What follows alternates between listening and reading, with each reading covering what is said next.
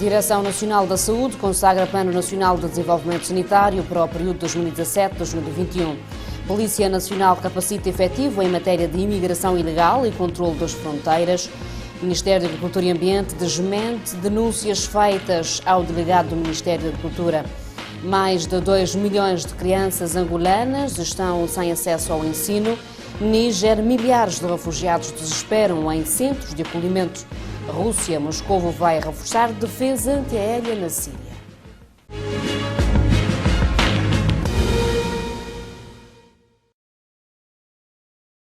Boa noite, seja bem-vindo ao Jornal 10. A Polícia Nacional, em cooperação com a Espanha, capacita efetivos da PN e guardas costeiras com a formação sobre imigração ilegal e controlo das fronteiras.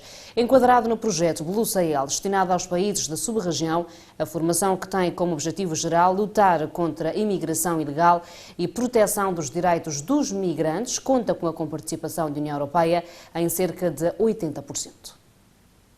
Trata-se de uma oferta formativa destinada aos efetivos da Polícia Nacional e Guarda Costeira, visando reforçar as competências do pessoal no âmbito da luta contra a imigração ilegal, controlando tráficos de drogas, aprendendo ainda a investigação criminal. O projeto Blue Sahel, que está a ser implementado pela Guardia Civil Espanhola durante 36 meses, visa fortalecer a capacidade para a luta contra a criminalidade transnacional e, nomeadamente, o tráfico de migrantes e o tráfico de seres humanos.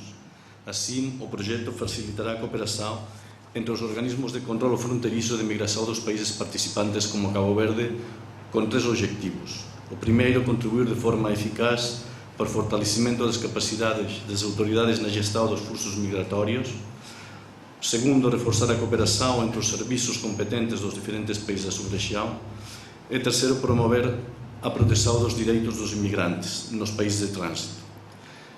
O projeto Blue Sahel tem a comparticipação da União Europeia, que, segundo a embaixadora Sofia Moreira, está muito engajado, visto que tem um grande interesse em fazer cobra a este fenómeno de imigração ilegal e tráfico de pessoas que por si só tende a deteriorar-se. Por isso, sublinha a necessidade de trabalhar em conjunto. Pretendemos, pois, com este projeto e com outros que temos da mesma índole, trabalhar na gestão eficaz de fluxos migratórios, assegurar os direitos das vidas humanas, que muitas vezes pessoas que são vítimas do tráfico ilegal de seres humanos, e fomentar uma regulação dos fluxos fronteiriços e fluxos migratórios. O crime e os desafios da insegurança não param nas fronteiras. Por muito que queiramos, não pode ser apenas uma resposta nacional que vai resolver ou atenuar os efeitos do crime internacional. Temos que trabalhar em conjunto. É esta, aliás, a razão de ser dos programas regionais.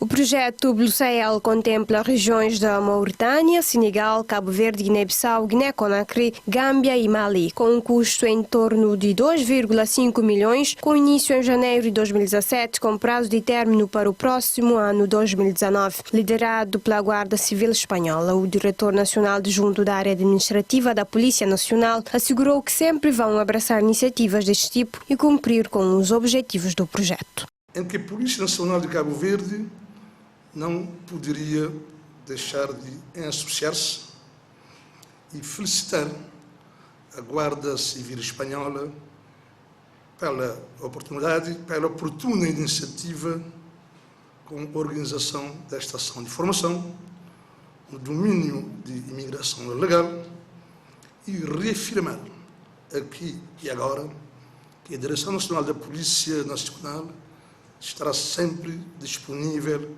para apoiar esta e outras iniciativas. A formação decorre nas instalações do Centro Nacional da Formação da Polícia Nacional até o dia 2 de outubro. O 6º encontro da emissão e tesouraria dos bancos centrais dos países de língua portuguesa, que tem como tema central função, emissão e tesouraria dos bancos centrais dos países de CPLP, tem o intuito de estreitar os laços de cooperação entre os bancos centrais e possibilitar uma reflexão conjunta sobre temas específicos da função e emissão e tesouraria. O representante do Banco Central de Portugal realçou que o encontro bianual entre os representantes visa partilhar experiência, preocupações e estratégias na área de emissão e tesouraria. É um facto, em 2008, os departamentos de emissão e tesouraria dos bancos centrais de língua portuguesa entenderam que era importante criar um encontro anual ou bianual, agora é bianual, de departamentos de emissão e tesouraria para partilhar experiências, para partilhar preocupações e estratégias de desenvolvimento na área da emissão e tesouraria. Eu quero dar nota de que a emissão e tesouraria, ou seja, a emissão de notas e moedas, é a função fundadora dos bancos centrais. Os bancos centrais foram criados há muito tempo atrás, em função também da antiguidade dos países, foram criados para desempenhar o poder de autoridade monetária. A diretora do Departamento de Emissão, Tesouraria e Sistemas de Pagamento, Antónia Lopes, salienta que o maior desafio em termos de manuseamento é a forma de como o público manuseia as notas e disse ainda que vão formar o público como forma de combater a contrafacção. Constatamos que, em termos das notas em circulação, o nosso maior desafio é a forma como o público manuseia as notas. Então, isto é um projeto que temos para o público do manuseamento das notas e também em termos da contrafação, do observar, inclinar e verificar a nota, porque as contrafações que temos em Cabo Verde são contrafações reproduzidas através de fotocopiadoras, são contrafações facilmente identificadas, então entendemos que com a formação do público é facilmente enfrentar esse desafio. A mesma diz que o maior desafio que os bancos centrais têm tido são as moedas de baixa denominação e, no caso de Cabo Verde, são as moedas de 1 escudo e 5 escudos. O maior desafio do Banco de Cabo Verde e de todos os bancos centrais são as moedas de baixa denominação. Neste momento, 1 escudo, 5 escudos, são as moedas de baixa denominação, porque são moedas, como já referido nesse encontro, né, por alguns dos nossos colegas, são moedas que, depois de colocadas em circulação, dificilmente retornam ao Banco de Cabo Verde. Como referido na apresentação do Banco de Cabo Verde, neste momento, por exemplo, temos cerca de 59% de moedas, da estrutura de moedas em circulação, cerca de 59% refere à moeda de 1 escudo. Entretanto, né, nós ouvimos constrangimento das pessoas dizer que não há essa moeda circular, mas temos cerca de 59% dessa moeda, da estrutura de moedas em circulação, 59% é da moeda de 1 escudo. A contrafacção em Cabo Verde é reduzida e insignificante em termos de circulação, de acordo com Antónia Lopes, diretora do Departamento de Emissão, Tesouraria e Sistema de Pagamento.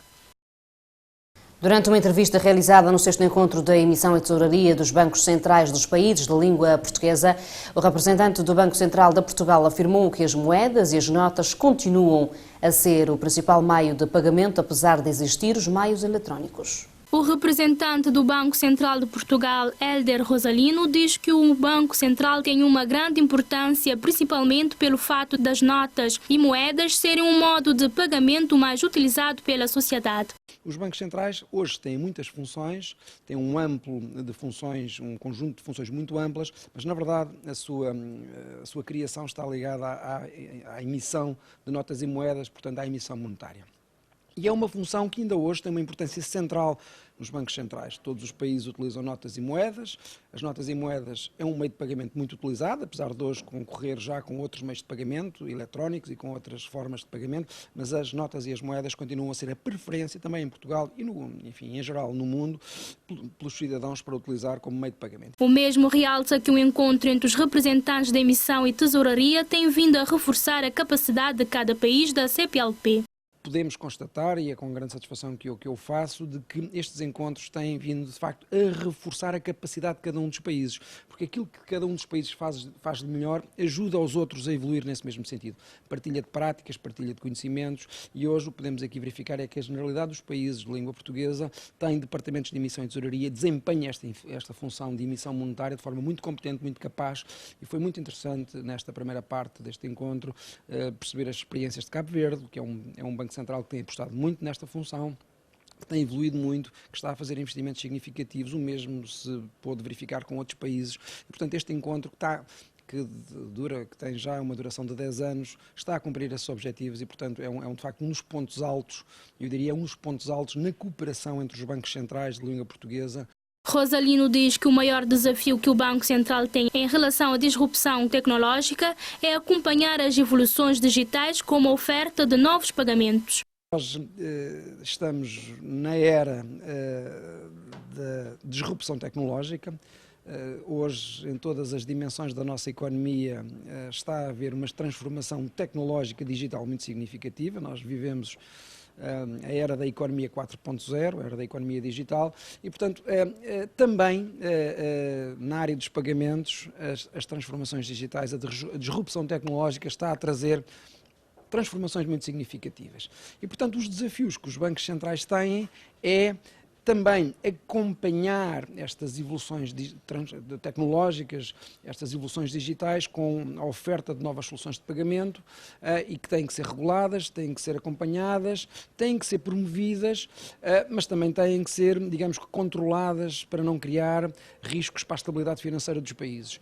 Porque a utilização de novas soluções de pagamentos digitais, enfim, desmaterializadas, virtuais, é muito conveniente. O 6º encontro de emissão e tesouraria tem como objetivo, além de estreitar laços de cooperação entre os bancos centrais, possibilitar uma reflexão conjunta sobre temas específicos da função emissão e tesouraria, por forma a se estabelecer estratégia de atuação em áreas de interesse comum.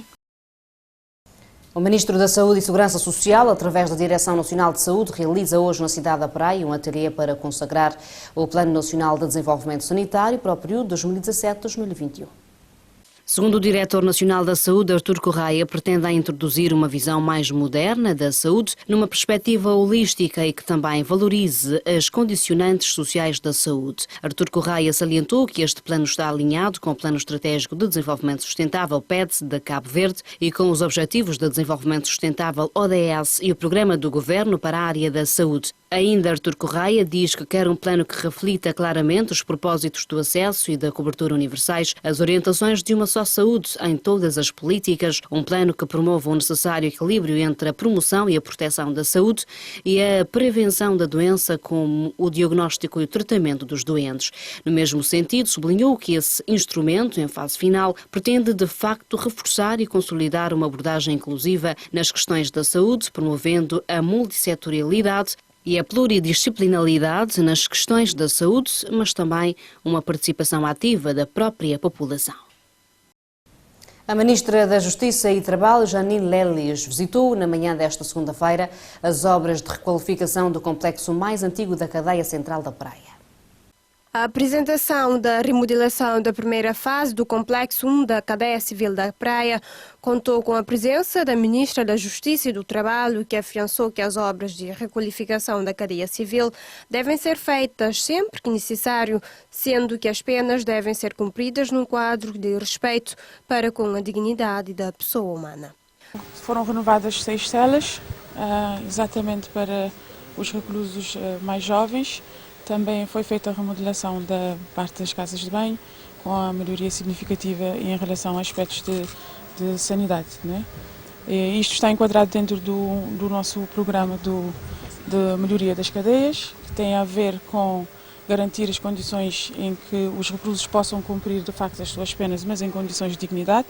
O diretor-geral da Cadeia Civil da Praia, Paulo Tavares, por seu lado, defende que a obra de remodelação das alas prisionais visa uma melhoria nas condições sanitárias e de segurança. O mesmo adiantou ainda, dizendo que o complexo será totalmente remodelado em breve, com o arranque da segunda fase da requalificação do Complexo 1. A Ministra da Justiça disse também que o Ministério da Justiça já tem em mãos os dados do censo prisional, que revela que a maior parte dos crimes que são cometidos no país têm origem no consumo do álcool e da droga. Nós já temos o resultado do censo prisional, que era algo que o país não tinha até hoje e cuja análise nós estamos a fazer exatamente para poder dar-nos a perceber qual é, na verdade, o nível de reincidência. Isto é preciso compreender exatamente para que o Plano Nacional de Reinserção Social, que está a ser concebido e vai ser lançado, possa perspectivar da melhor forma qual será a melhor forma de reinserção e de reintegração de cada um dos reclusos. A cadeia central da praia alberga 33 mulheres e 1.055 homens, sendo que o complexo número 1 integra somente rapazes, num total de 106 jovens, com idade compreendida entre os 16 aos 21 anos de idade. Os deputados eleitos pelo Círculo Eleitoral de Santiago Sul visitaram hoje algumas escolas e jardins da capital.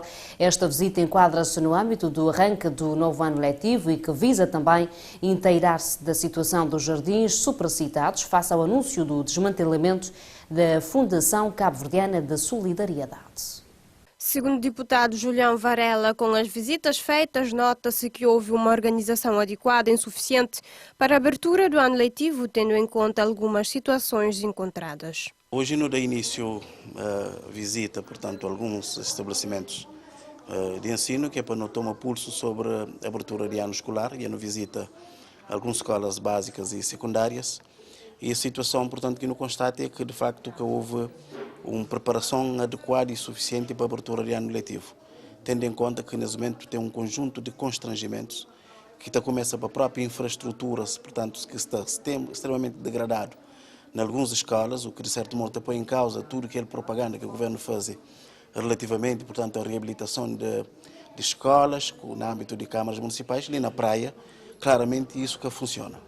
O mesmo acrescenta que há problemas de professores, salas, problemas que os funcionários estão a enfrentar com a questão dos salários, que é necessário que o governo tome medidas no quadro do próximo orçamento que está em curso de forma a resolver tais situações. Nesse momento tem escolas que está falta ainda alguns professores.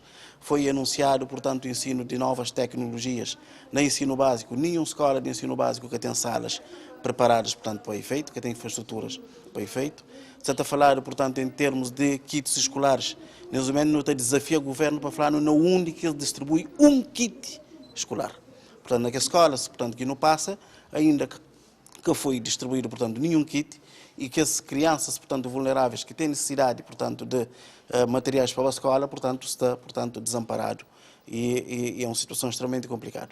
Não há também uma situação complicada nas escolas básicas, que tem a ver com a situação de pessoal operacional, portanto, de limpeza e guarda, que tem um salário extremamente indigno, ou seja, pessoas recebem cerca de 6 contos, outros trabalham 12 horas, outros trabalham 24 horas por dia. Portanto, tem necessidade, de facto, de governo, no quadro do próximo orçamento de Estado que está em curso, adota um conjunto de medidas, portanto, que é para resolver aqueles problemas. Julião Varela sublinhou que a situação mais grave foi encontrada no Jardim Gulbenkian, onde se encontram matriculadas mais de 100 crianças e neste momento o estabelecimento não está a funcionar para receber crianças devido à não alimentação para as crianças e isto está a prejudicar as monitoras que estão sem trabalhar. A situação, portanto, do Jardim Gulbenkian é uma realidade, portanto, que pode ser negado.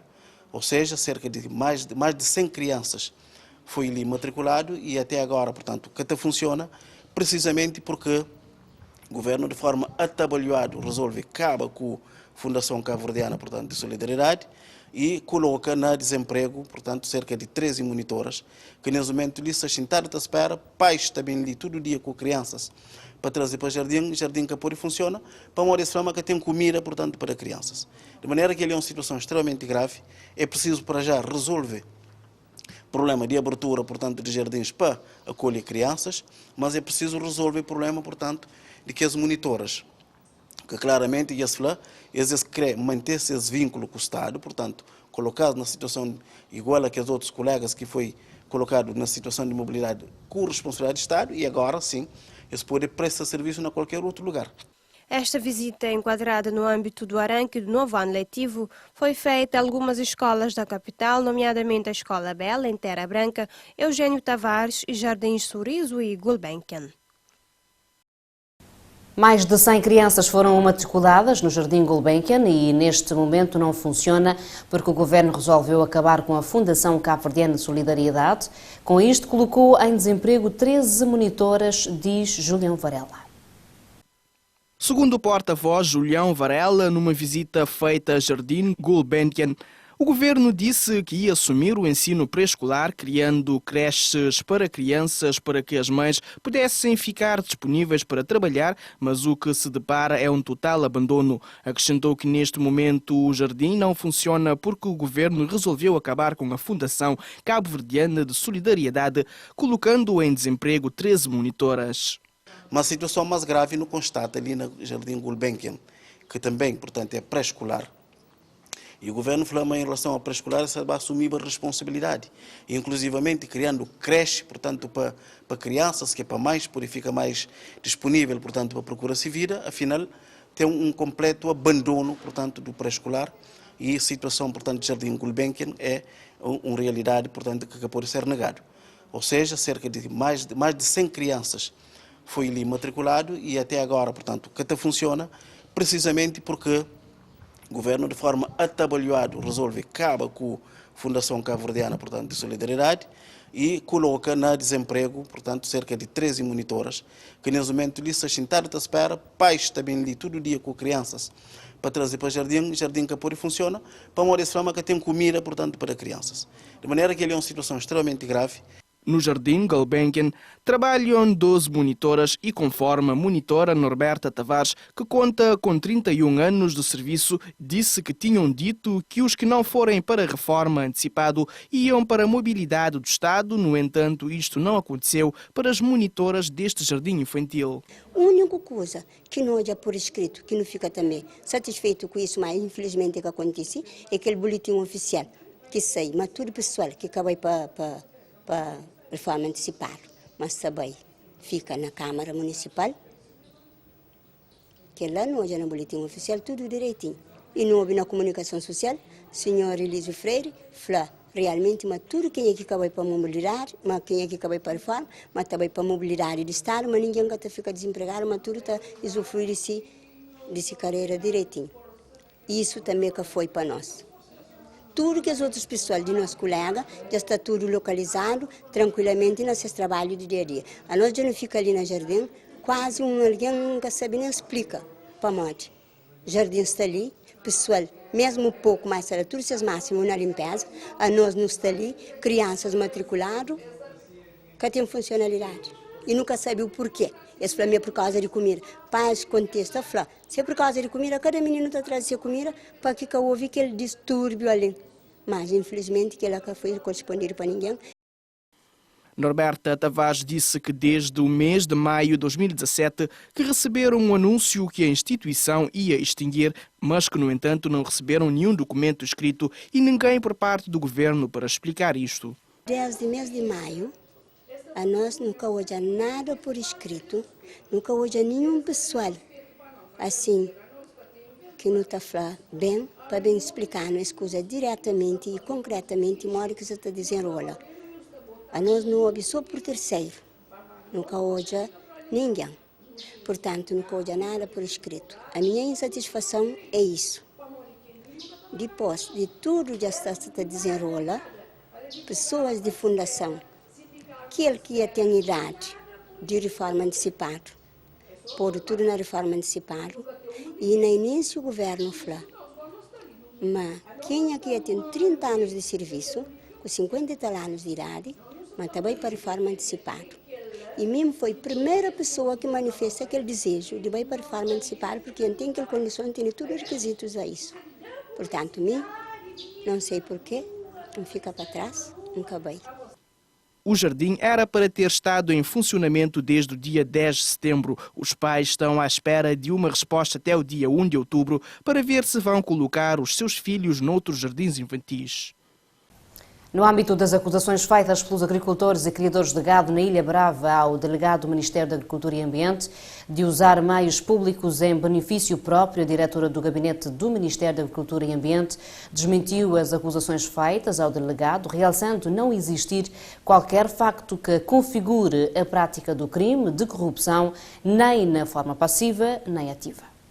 Após as denúncias feitas ao delegado do Ministério da Agricultura e Ambiente, alguns instrutores deslocaram a Ilha da Brava no sentido de se apurar os fatos constantes do artigo publicado pela Infopress. De acordo com a diretora do gabinete do Ministério da Agricultura e Ambiente, Itel Rodrigues, afirmou que não se verificou a existência de nenhuma horta propriedade do delegado que indicia a prática de agricultura e comercialização, entre outras acusações. Não se verificou a existência de nenhuma horta, propriedade do delegado do Ministério da Agricultura e Ambiente, que indicie a prática de agricultura para exploração e comercialização, conforme relata o artigo.